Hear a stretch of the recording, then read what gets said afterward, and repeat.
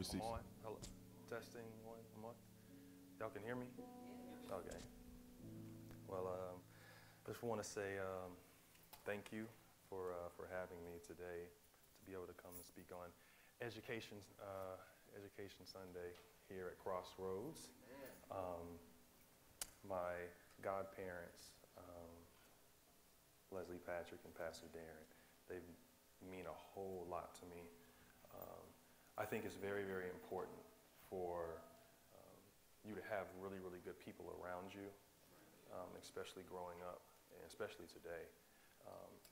My parents always did a good job of having very, very godly people surround me, my brothers, and my sisters, and they were key in that, and so I can't thank them enough. And to my god sisters and brothers, Savannah and DJ and Shelby, congratulations again, Shelby, on your and graduating is an awesome time. I can't believe you graduated. It's just, time has flown. And then seeing DJ, my dad started a church a long time ago, 15 years now, 16 years now. It's crazy. And I was DJ, you know. I was the sound guy, and we didn't have a band to play during praise and worship, so I had to have a CD ready. And when my dad would look at me and say, "Hit it, Bryson," like that, and I would cue that music up, man, and go, and then see Savannah, and she's beautiful and growing. It's just crazy, and so just giving honor to them, and then to my wife, Tiffany. She's been a blessing to my life. I love you, and I appreciate you, and she is such an encouragement, and so let's talk today about just seeing it through. Pastor Darren wanted me to talk about having a vision because it's Education Sunday. In order for you to get an education, obviously you have to have some type of plan or some type of vision. And so I'll just jump right into it. So I say, the way we see ourselves is the way we think about ourselves. Proverbs 23:7 says, "For as a man thinks in his heart, so he is."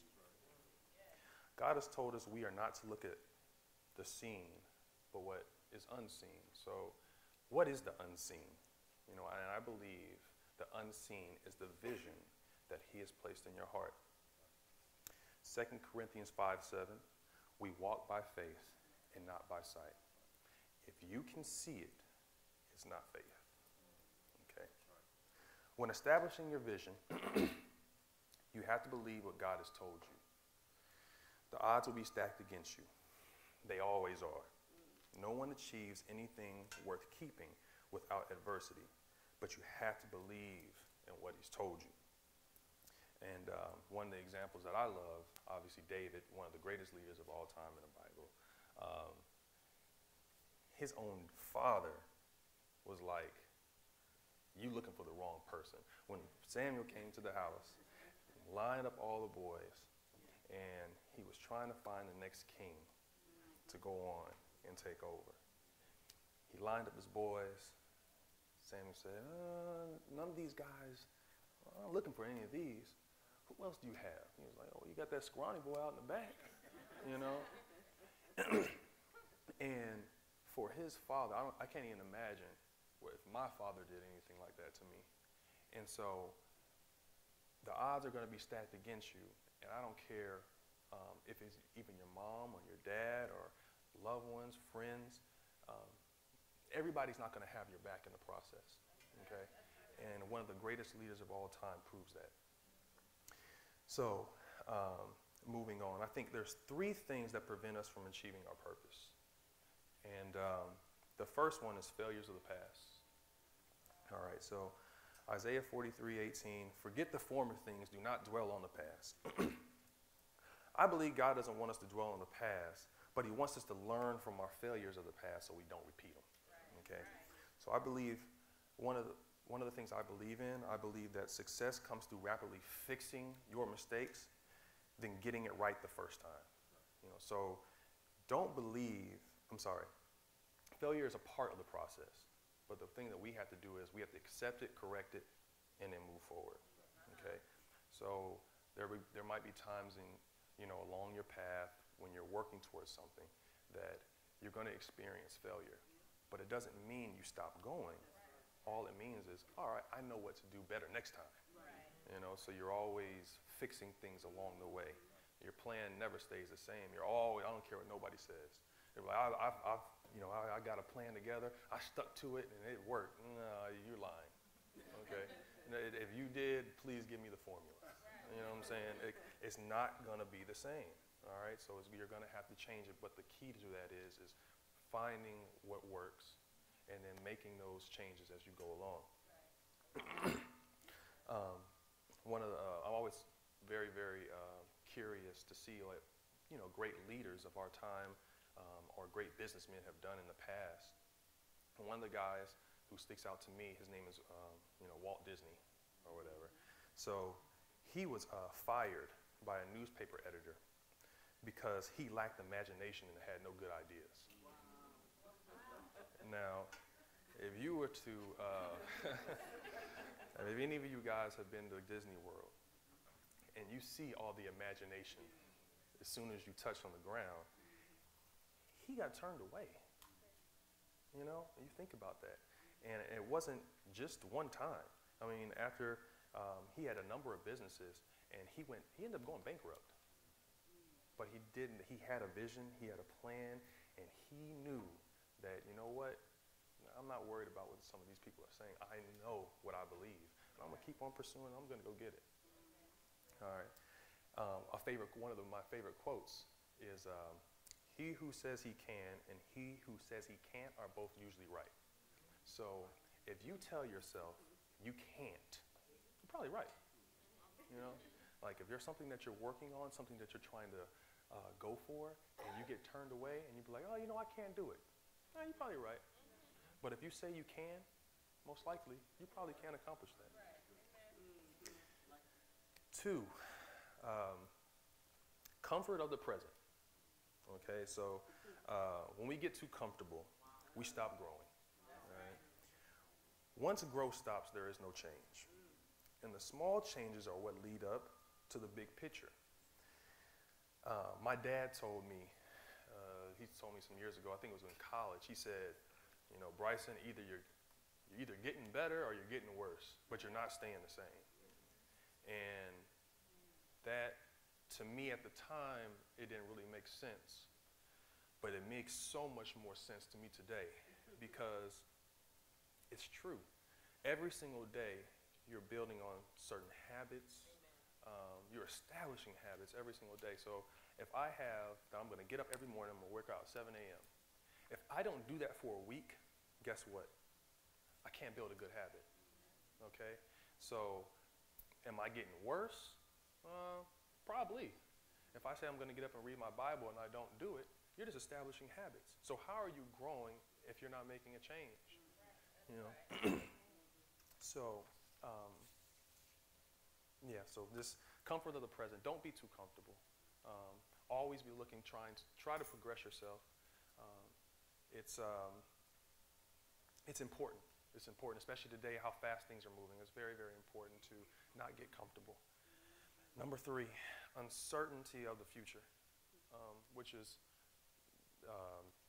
for me, I deal with this the most, and I'm sure Tiffany will vouch to that. I have a very, very hard time with uncertainty. I think that's my biggest fear. My biggest fear is not knowing what's going to happen tomorrow. But my mom, our favorite Bible verse that we share together, Romans 8:28, all things work to the good for those who love the Lord and are called according to his purpose. Working in the NBA, it's, you don't want to go online and see that you've lost your job, because that's how it works. And so just having that uncertainty in the back of my mind and constantly trying to fight that prevents me from pursuing the true purpose that God has for me. And I think it's in all of us. The reason why we don't take risks is because we don't know the outcome. But you have to fall back on what Paul said. All things work to the good for those who love the Lord according to his purpose. Yeah. Without having a vision of what you are pursuing, you will never reach or achieve the thing God has for your life. Having a vision gives you the capability to see beyond your current reality. A vision that is well defined helps you to focus and create a purpose that becomes your measurement for success. So my testimony, I was in high school, I played basketball, just like so many other kids. I wanted to go to the NBA. I mean, just like I said, DJ, and probably a lot of other kids want to be professional athletes. I didn't have any offers coming out of high school. So I took another path, and I ended up going to prep school, and then I went to Lon Morris Junior College. And when I was at Lon Morris Junior College, I told myself, I really didn't have, you just say the NBA, but I wasn't really focused. And I told myself when I got to Lon Morris Junior College, I'm only going to be here for 1 year. And I ended up playing well. And I ended up getting recruited by a number of schools, but the school I chose to go to was Texas A&M. So I got to Texas A&M University, and I'm thinking like, I made it. I'm like, man, it felt good to achieve it. Anytime you have something you set out and you achieve it, it feels good. So I was like, man, I made it. I was like, oh man, this is awesome, or whatever. And how many people know that life you can't control it. You can't control life. I wish you could, but you can't. And so sophomore year in practice, I tore my ACL. And I'm like, dang, so I'm sitting there, I'm crying. But in the back of my mind, I'm thinking to myself, I'm gonna be okay. I'm gonna be all right, I'm gonna be okay. And I worked my butt off to get back. And a new coach, my former coach, he left to go coach at the University of Kentucky, and we had a new coach and stuff like that, so you're just trying to figure things out. So things are going well. About a year in, after, I'm really starting to feel good about myself. I'm really starting to feel good at where I'm at. I tore my ACL again, and on the same knee. And so I was like, all right, and it was on April Fool's Day. And the thing is, it wasn't even like I was playing very hard, or I was just in a pickup game. Oh, I'm sorry, in a pickup game. This is not supposed to happen. This is not supposed to. I love God. The rest of these guys are trying to bang everything, and I'm a virgin. I kept myself for my wife. I'm thinking all the things that I've done. And I'm like, why is this happening to me? Dang, whatever. And so, what happens next? So I tore my ACL, I had surgery again. My dad told me, he said, go down with your boots on, something like that, he said. I'm like, I don't even know what that means, man. I'm laying up in the hospital because I'm thinking about quitting. I'm like, I can't do this anymore, man. It's not worth it. And he was like, man, you put in too much work. You put in too much time. You've done too much. He was like, you need to die, go down with your boots on or something like that. I was like, all right. So I worked. I worked and I worked, and there was a lot of complications the second time. So the season is about to start, my senior year. And I end up telling one of the trainers, I said, look, man, I'm not working out no more because I know something's wrong with my knee. And they were like, no, it's a part of the process. I was like, bump the process. I know something's wrong with me. And so I went in. I said, I'm not touching another basketball. Don't put me through another drill. And they took me in. They looked at my knee, and they were like, oh, well, it looks like you had a torn meniscus. And I was like, man, y'all would have told me this 3 months ago. I might be able to play. So the season starts, and I'm back underneath the knife. And I'm like, oh, my gosh. I'm like, man, I'm really ready to quit. And so I come back. I finish out my senior year, don't really play much at all, and it was very, very unfortunate. My career at Texas A&M was not how it should have gone. But after everything was done, I put all my eggs into basketball rehab and really not focused on what's next for me. So I was like, I'm graduating in a couple months, and basketball is not looking too promising. Like, where do I go from here? So I ended up emailing, dang on, almost every NBA team.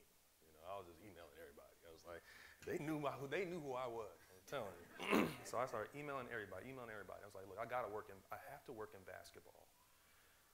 It's what I do. It's what I know. So I email. And the one team I did not email, which is crazy, was the New Orleans Hornets. And so I'm at practice. We have who my current boss is. He walks in. He has his son. I'm taking him around campus and all that kind of stuff. And I go shake his hand, and I tell him, I don't know who he is at the time. So I shake his hand. You know, I'm talking to him, and so I say, my name is Bryson Graham. I said, I think your son is really, really good. But I said, let me let you in on something. We got a guy that's coming here next year, and he's really good too, and they already committed to him. So I don't know what they're telling you, and I probably shouldn't have told him this, but I was giving him some insider information, and I said, it's probably not going to look too good for him. I said, but look, if I can ever help you, let me know. And at that point, he handed me his business card, and it said the San Antonio Spurs. He worked for the San Antonio Spurs, and I was telling myself, like, oh my gosh, this guy thinks I'm an idiot. I was like, man, this guy thinks I'm really dumb. I bet he's probably like, what are you telling me for? You're like, I work for the Spurs, But he didn't. He was like, really? And he was like, okay, well, take my card. Let's be in contact. So, I emailed him here and there, and I was at home, and I actually had started my master's at Texas A&M. I was at home, and I saw on TV, it said, Dell Demps is going to be the general manager for the New Orleans Hornets, just hired, whatever. So I was like, oh my goodness. I was like, this guy's got a GM job. So text him, and I said, congratulations. And he hit me back, congratulations for what? And I was like, well, I didn't know how to respond, so it took me like 5 minutes. I was like, oh, what do I say? I was like, did he get the job? I was like, I know there's another Dell Demps or whatever. So I texted him and said, well, it said, I'm here in San Antonio. It said that you just got the job as a general manager for the New Orleans Hornets. And he goes, he didn't hit me back for 2 weeks. And so I was like, man, I blew that one. So I'm driving back to Texas A&M, and my phone rings, and I just felt the Lord say, Dell's about to offer you a job. I know it was God. So I picked up the phone, and I'm driving back, and I just go, hello, and he goes, hey, Bryson, how you doing? And he goes, so what do you want to do with your life? And I said, I know where this is going. In my head, I'm thinking to myself, I know where this is going. He said, what do you want to do with your life? And I said, well, I always wanted to play in the NBA. But if I couldn't play in the NBA, I always wanted to work in the NBA. And he was like, well, you're right. I'm the general manager for the New Orleans Hornets now. And he was like, I want to take you with me. And I was like, what? I am so excited, man. I tell him to hold on. I put the phone on mute, and I just started yelling in the car, And I'm like, oh, man, this is unbelievable. It's like, oh, this is awesome. I'm like, thank you, Lord, thank you, Lord, thank you, Lord. So then I click off mute, and I'm like, yeah, Dell, well, I gotta talk to my parents first, like, try to act like I had some options or something like that, And the one thing that Dell said was like, man, you came up to me and you tried to help me and you didn't even know who I was. And he said, how much better would it be if I hired this guy? He said, I know he really had my back. So he said, when I went up to him and talked to him, he said he just wrote down my name. And he said, if I ever get a job, he's going to be the first person I call. And it's just so amazing how God works, how he took me through this path of uncertainty, not knowing what I was going to do. And at the end of the road, he has something so much better in store for me.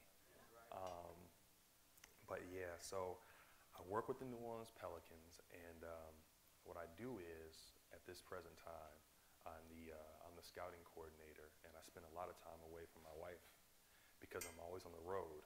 So I go around and I scout and get paid to do it. So I go all around the world, man. I'm in Istanbul one day, and then I'm in Madrid, and then I'm back home in New Orleans. You know, like so. I have a set of guys that I have, you know, that I'll at the beginning of the year I'm like, man, I need to see this guy, I need to see this guy, I need to see this guy, and I'll tell Dale, and he'd be like, all right, go do it. I got a good job. You know, I got a good job. I feel like I'm my own boss, you know. So, but it's all because of God, His favor. It was nothing that I did. I just tried to remain faithful and obey my parents. That was it. I've always had a desire to obey my parents, and I really do believe I am reaping the benefits of that. So, 3 steps to developing your vision. The first one is honestly evaluate your gifts, talents, passions, and resources. Okay? So for some people, it's hard to do this because y'all don't want to be honest with yourself. All right? You watch American Idol, okay? And I see it all the time. I get calls, you know, to my office talking about, you know, hey man, you know, I can hoop and stuff like that. I'm trying to get in, you know. Man, you can't dribble and chew gum, you know? But they're not honest with themselves. And so Paul said, he said, for I say, Romans 12:3, for I say, through the grace, through the grace given to me, everyone who's among you, not to think of himself more highly than the one ought to think. Oh, there you go. Than he ought to think. And I think when developing your vision first, ask yourself, what is it that I'm good at? I was around basketball my whole life. I knew I wanted to work in basketball. So I knew whatever I was going to do was going to be incorporated in some type of sporting, whatever, baseball, whatever. It was going to be in sports, okay? If you're not good with numbers, don't try to be an accountant. Right. Don't do it. You're going to waste your time because you're going to get there and you're not going to be happy, you know? So one of the things that Tiffany, she's gone through her process. She loves working with people. She loves mentoring people, so she's counseling. Now, if she was going to go off and do something else, I'm sure she wouldn't find no joy in that. You know, so there might be some of you that are in here now that are maybe pursuing something that's maybe all about financially money or whatever, but the money's going to come. You know, don't worry about that. The money will come. The God will, you know, provide for you. Number 2, obediently pursue what you know to be God's will. Okay. So Luke 9:23. If anyone wants to be my follower, you must turn from your selfish ways, take your cross daily, and follow me. To me, that speaks volumes because the one thing that we want to do is we want to hold on to what we think is best for ourselves. But in order to pursue God's will for your life, you have to turn away from it. And in turn, Jeremiah 29:11 says, for I know the plans for you. It's awesome when I was in there today. For I know the plans for you I have for you. They're plans for good and not disaster, to give you a future and a hope. And I think both of those verses are very, very, they relate to each other. One, you're saying, hey, you know, you got to put down everything you have and follow me. And you follow me, I know the plans that I have for your future. They're plans to prosper you and give you hope. And thirdly, believe great things about God. He's big. And so Ephesians 3:20 says, now all glory to God, who is able through his mighty power at work within us to accomplish infinitely more than we might ask or think. And one of my favorite verses, favorite quotes, it says, being realistic is the most common traveled road to mediocrity. I'll repeat that again. Being realistic is the most common traveled road to mediocrity. After God has placed on your heart and he has told you what he wants you to do, as you've been given the talents, the gifts that he's given you, realism is out the window now. Take the limits off, okay? There's nothing realistic about bending a piece of metal and flying over the Atlantic Ocean. Talking about a plane. If somebody came to you 200 years ago and said, man, I got this vision, man, I'm gonna bend this metal, I'm gonna put an engine in it, and I'm gonna fly to the Atlantic Ocean, you would think they were crazy. You think they were crazy, but it's unreal. It's not realistic. It's unrealistic.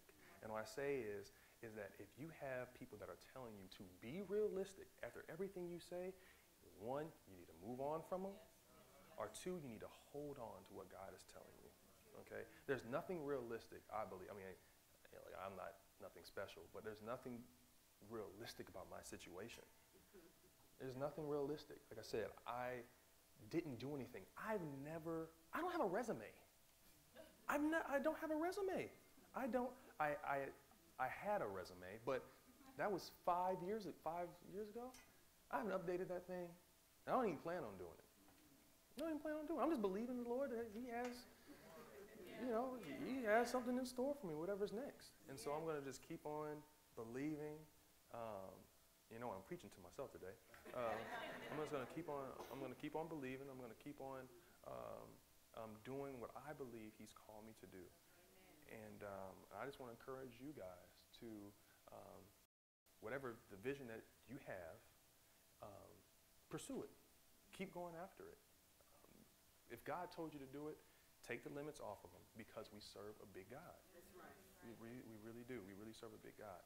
And honor the people in your lives.